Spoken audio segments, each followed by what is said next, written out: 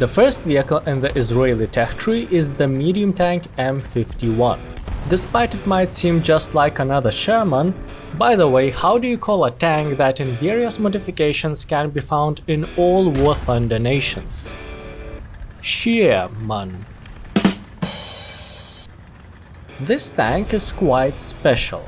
First of all, unlike all other nations, this is the first tank available in the tech tree and is already placed at rank 4. So M-51 is considered a reserve tank, which means that just like all other reserve tanks, it has 3 respawns, which makes it one of the most cost-efficient vehicles to get a talisman, because you buy a talisman for 1 tank and in battle it can be used up to 3 times.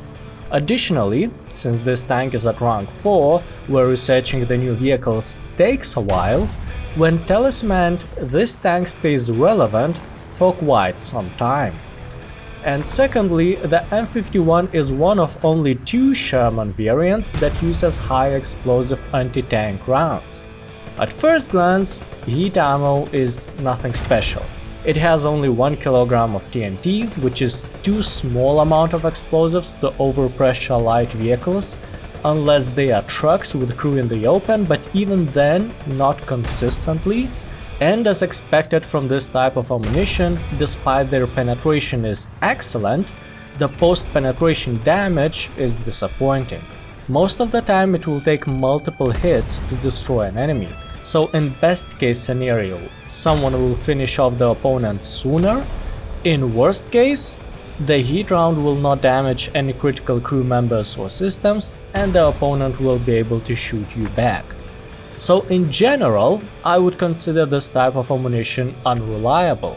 But for this vehicle, or to be more specific, for battle rating 6.0, the heat round is not as disappointing as it could be.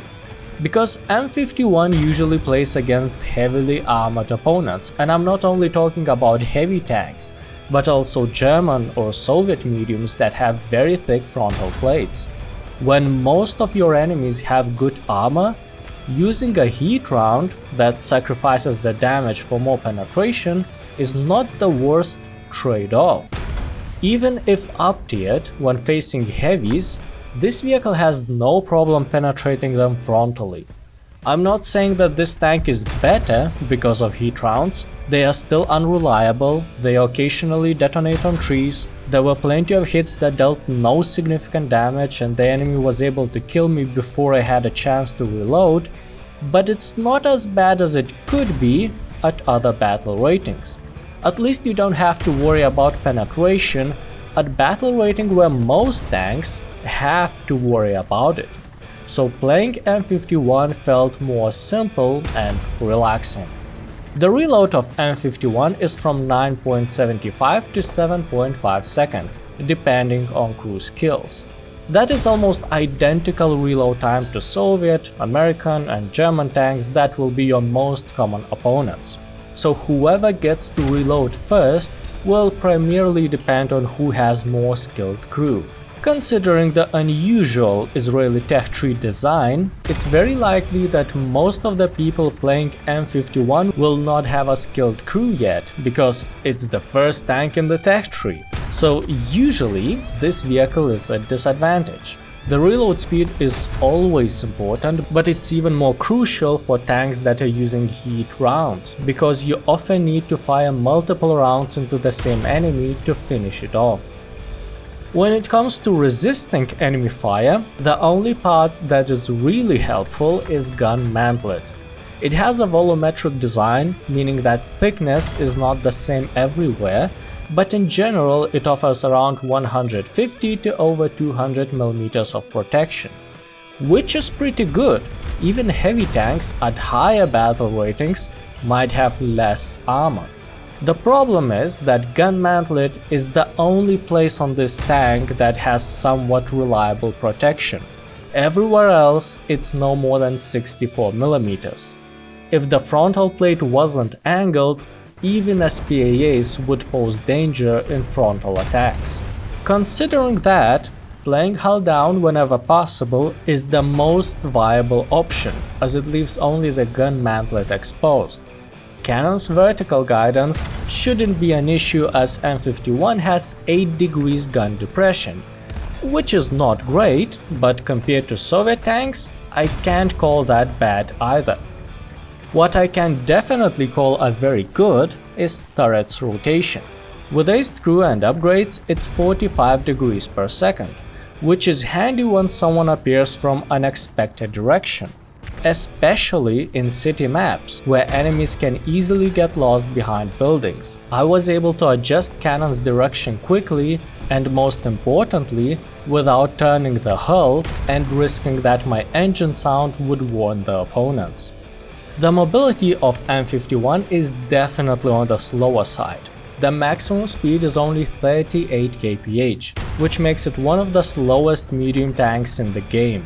I quickly browsed through the tech trees and found only few low-ranked tanks that were slower, while compared to similar battle-rating vehicles, I wasn't able to find a single medium tank that would be slower than 38 kph. Additionally, its engine power is also inadequate for the tank's mass, which is especially noticeable when moving uphill.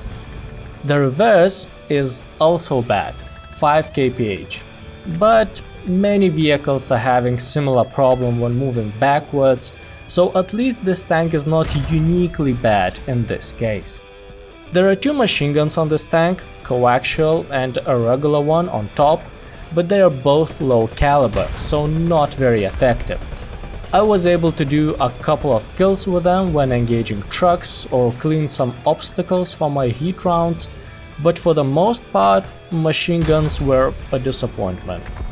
The smoke grenades were great, though considering the mobility of M-51, in most cases after being hit and using smokes, I wasn't able to get away anyway.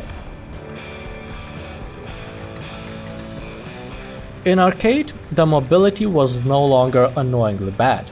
I was able to get somewhere in a reasonable amount of time, though there are a couple of things that do not help M-51 in this game mode.